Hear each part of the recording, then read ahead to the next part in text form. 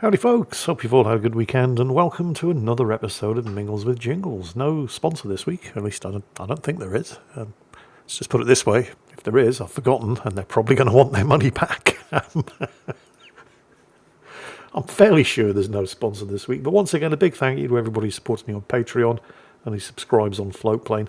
You guys are the reason why I ended up making these episodes of Mingles with Jingles advert free. I mean, yeah, I know occasionally I do a sponsor on them, but you shouldn't be seeing... Well, I say you shouldn't be seeing YouTube adverts on these videos, but YouTube did change their terms of service about a year ago to give themselves the right to put adverts anywhere they damn well please. So if you are seeing any adverts on this video, it's nothing to do with me. Right, anyway. Oh yeah, update time.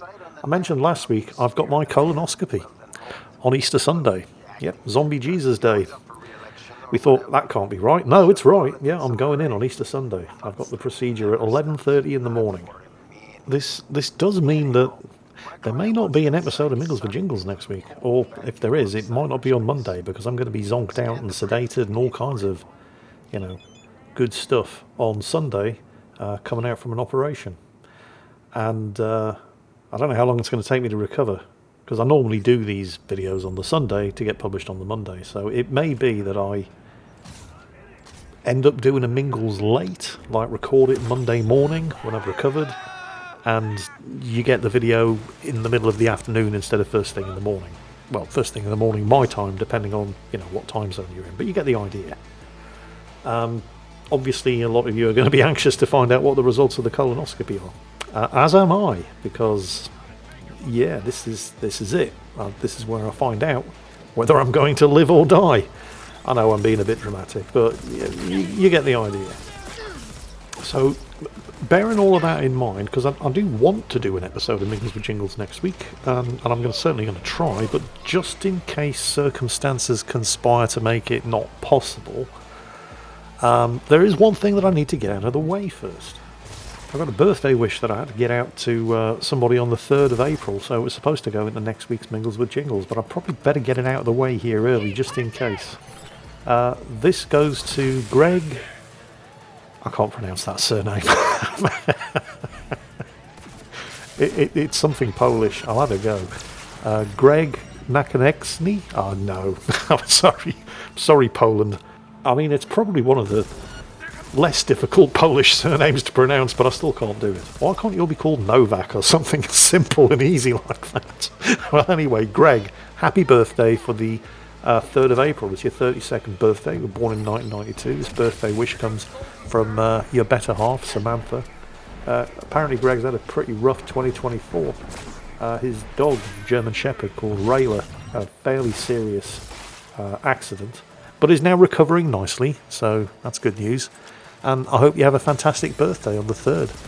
Apologies, I couldn't guarantee to get this done closer to the time, but, well, yeah, I'm sure you can appreciate my situation. But I hope you have a great day, and you can thank Samantha for this birthday greeting. Actually, come to think of it, we had a Polish hunter in my World of Warcraft guild, many, many years ago, and his name was Greg. I'm sure it's just a coincidence. Anyway, moving on. Actually, kind of World of Warcraft related. Brace yourselves, because this is going to be very unusual. Blizzard. Being the good guys for a change. So, with the increasing price of AAA, or if you're Ubisoft, quadruple A PC titles, something was brought to my attention today. I was browsing the PC Gamer News website. Do you know World of Warcraft haven't increased their subscription price? Ever. It's been the same price for 20 years. And it's actually better than that. I mean, I'm not trying to get you all to suddenly start paying Blizzard a monthly subscription to play World of Warcraft here, but credit where credit's due here, because I'm very quick to give them shit when they deserve it, and it's only fair to give them credit when they deserve it too, because it's not just the same subscription price for Warcraft as it has been for the last 20 years.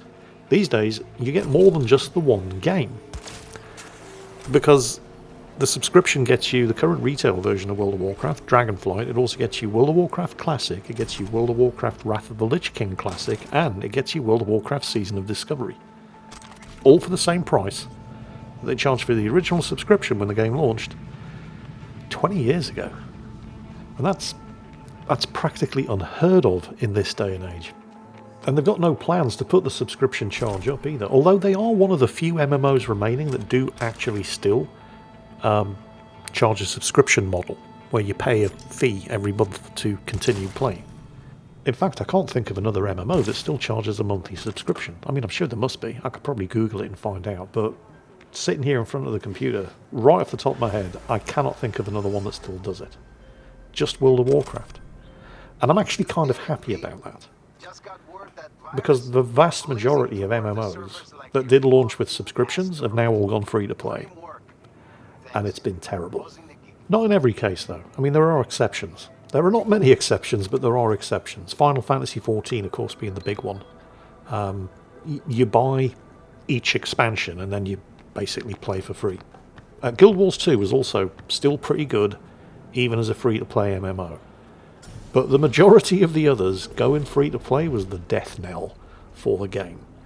I mean, most of them still limp along with dwindling player numbers, but, well, the perfect example I'm thinking of here is BioWare's Star Wars The Old Republic, which was a pretty good game when it first came out. I mean, it was never going to beat World of Warcraft or anything like that, but it filled a niche in the market, and it did a lot of things very, very well. Some of the game mechanics were so good that Warcraft copied them. But then they went free to play, thanks to dwindling player numbers. And oh my god, the rampant monetization crept in. Well, it didn't creep in, it just dropped in overnight the second the thing went free to play. There was so much monetization, microtransactions, just horrible, horrible grind that you could bypass by just shelling out a couple of dollars here and there, you know, create a problem and then sell you the solution. And it was the worst kind of free-to-play model. I mean, they had what they called the trial version, which was free-to-play. And honestly, you couldn't even talk to other players right, without paying a microtransaction fee. It was horrible. I mean, it was technically free to play, but you couldn't play it without paying. You would have to make some kind of purchases just to actually be able to play the game the same way everybody was able to play it when it was subscription based. It was just terrible, and exactly the sort of thing you'd expect from the publisher, Electronic Arts, because of course it is. I mean, there was so much monetization in Star Wars The Old Republic, it actually looked like a full-price AAA Ubisoft or Bethesda title. But World of Warcraft has never done that aggressive monetization that you see in so many of the free-to-play MMOs, and it never will do that because it doesn't need to do that because it has a subscription model. And as long as it keeps that subscription model, it never will. And it does another thing as well, while we're still on the same subject. The World of Warcraft token. So this was a thing that it serves two functions. The first and primary reason it was brought in was to combat gold selling. So people risking the security of their accounts and their PC and their credit card details and all that kind of rubbish by buying in-game gold from gold sellers, third-party websites. Now, there's clearly a market for buying gold because if there wasn't, the gold sellers wouldn't exist. So what the World of Warcraft token does is you can buy it in-game for real money, or you can go to the Blizzard website and buy one there, and it's delivered. It's a token that gets delivered to your character through the in-game mail system. You can then take that token and put it up for sale on the auction house. Now, the price is fixed. Although it goes up, it goes down, depending on demand, you know, basic economics. So you can't manipulate the price of it or anything. The price is determined by whatever the current demand for these tokens is. But you usually, you know, if you buy one of these tokens, which you do have to, of course, buy with real money, but people buy gold from third-party sellers with real money anyway, so you may as well cut out the middleman and buy it straight from Blizzard. You put one of these things on the auction house, and you can sell it for 12,000, again, depending on the demand, 12 to maybe 17,000 gold, bought by another player with their gold. So you get the gold, they get the World of Warcraft token. And what it does is when you use it, it gives you 30 days of game time. So it cuts out the gold sellers. If you can't be asked to grind the gold out the old-fashioned way, you can just buy some gold. I mean, you were going to buy some gold anyway, you may as well buy it from Blizzard. And the people who've managed to accumulate a lot of gold through playing the game get to play for free. And while we're on the subject of insidious monetization in full-price games, you know, I really, really wanted to be able to give a shout out to Capcom in the same way that I just did for Blizzard, because, you know, credit where credit's due. Because in a climate, let's not forget, we're only 3 months into 2024, and it's already probably been the worst year possible for game developers with layoffs left, right, and centre. Capcom, instead, have actually raised the wages of all of their staff by a minimum of 5%. And I wanted to say, good job, Capcom. And in fact, I will, because, you know, that is good. But of course, one hand giveth, the other hand taketh away, because Capcom are, of course, also the publishers and developers of Dragon's Dogma 2. Now, if you'd never heard of Dragon's Dogma, that's understandable. It was a console release. Dragon's Dogma 2, however, was released simultaneously on consoles and PC, and I'm kind of surprised that I didn't... I mean, I'd heard of it. I was aware that there was a game called Dragon's Dogma 2 coming out. And I'm quite surprised that I didn't pay more attention to it, because it does seem like the sort of thing I would probably enjoy playing. It's a single-player action-adventure role-playing game, so think something along the lines of Ghosts of Tsushima or Red Dead Redemption 2. You know, that style of gameplay, although the setting is obviously very different. And ordinarily, that would be the kind of game that I might think, oh, I'll have to add that to my Steam wishlist, for example. But my slate has been kind of full lately with Robocop Rogue City, with Pacific Drive, and then Horizon Forbidden West just came out as well. That is really good, by the way. And in fact, Horizon Forbidden West is probably the best example of the opposite of the sort of thing that I'm talking about here with Dragon's Dogma 2. Because while Horizon Forbidden West is a PC port of a console title, they took the time to do it properly. I mean, it came out on PlayStation 2 years ago. They've had a long time to ensure that the PC port was good. And let's just say you can tell that Dragon's Dogma 2 was not developed on PC. It was developed on console and then ported for a simultaneous release on PC. So it's got the kind of things that you'd expect of a lazy console port or a rushed console port. But it's not that bad, but you can tell it wasn't developed on PC. PC players get to enjoy all the same bugs that console players get, but then there's a whole bunch of other bugs that are specific to the PC version because, you know, getting out the door in time for a simultaneous release with the console versions. I mean, but, you know, again, it's not that bad. We're not talking a level of bugs on the same scale as something like day one release of Cyberpunk 2077 or No Man's Sky or stuff like that. You know, the game's entirely playable, but it's not bug-free. It's not that much worse than any major PC release that you'd expect these days. Although that's, you know, that's another thing.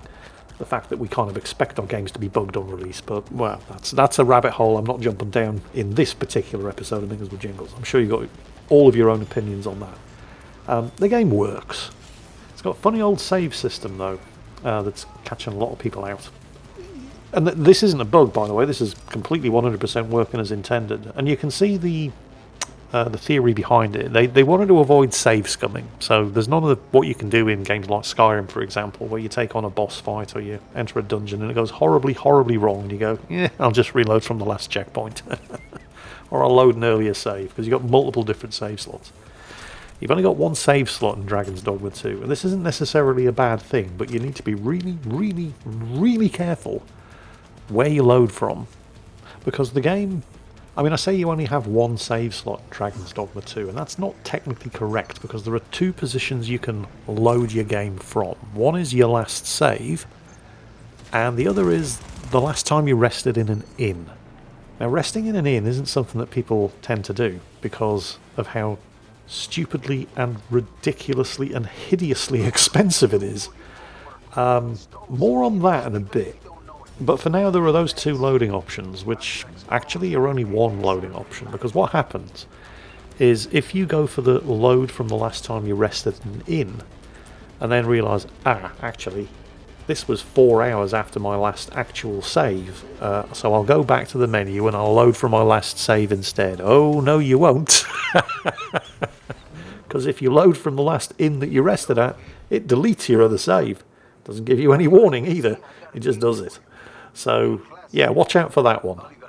Similarly, if you've been playing for a few hours and you think, oh, I've made all the wrong choices here, and because there's only one save, there's not really any way of going back longer than a couple of hours. So you think to yourself, you know what, I'll just start a new game, start from scratch, now that, I know what I'm actually doing.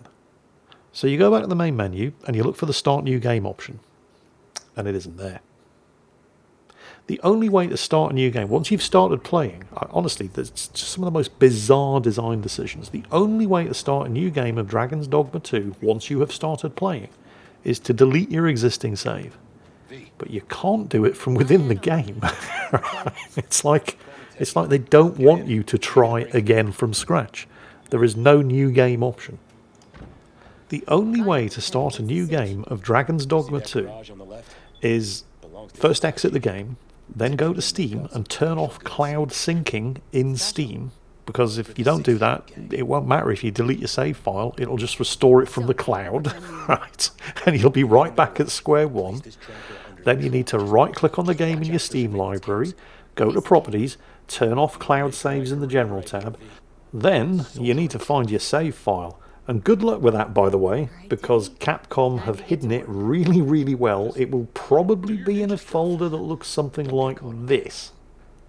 But also, it might not, so good luck finding it. Once you do find it, delete all of the files in that folder, load the game up again, start a new game, make your new character, make sure you save that character, then go back into Steam and turn cloud saves back on. And that's how you start a new game in Dragon's Dogma 2. In every other game, you click the button that says New Game. But even all of this isn't what's got people pissed off. The game is currently being absolutely savaged on Steam. And it's all because of microtransactions.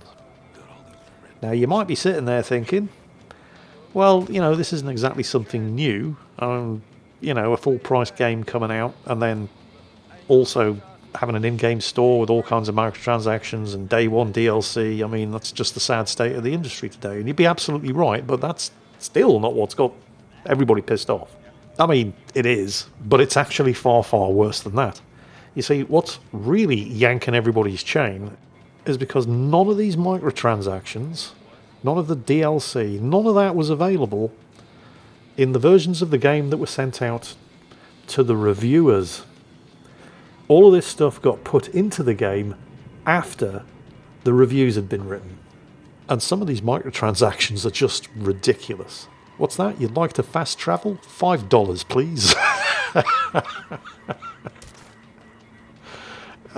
Yes, really. What's that? You'd like to rest and save your progress in an inn overnight? Certainly, that'll be 2,000 in-game gold, or however much it is, which is apparently an extortionate price. Or for just one simple microtransaction.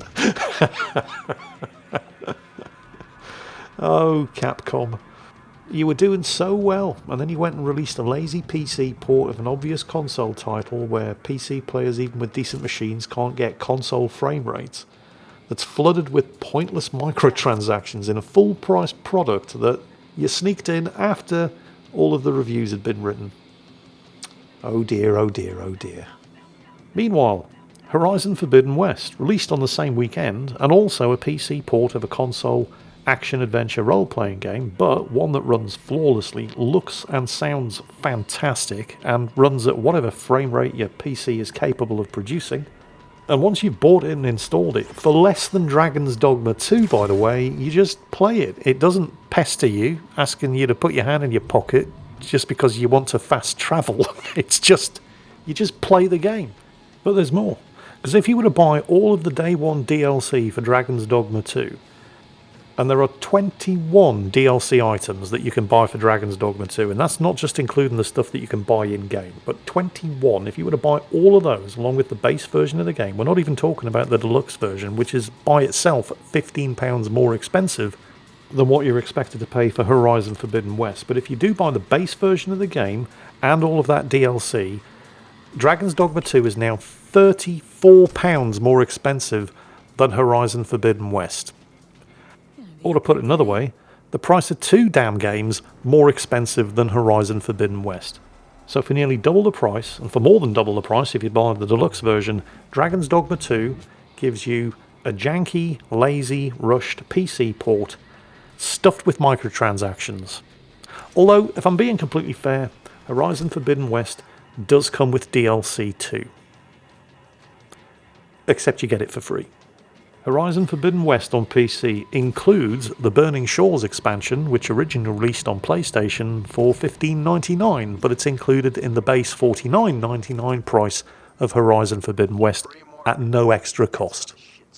You see, some of these console developers know how to do PC ports properly. But some of them, and yes Capcom, I'm looking at you, just kind of deliberately choose not to. And on that bombshell, that's it for this week's episode of Mingles with Jingles. Maybe I'll see you next week, but if I do, it probably won't be at the same time, but I will try to keep you up to date. Because I'm fortunately not having to pay for the privilege of having a complete stranger shove a camera up my arse. Although thankfully, at least I won't be awake to enjoy that particular experience. But anyway, I hope you've enjoyed today's video. I hope it's given you something to talk about in the comments. And as always, take care, and I'll catch you next time.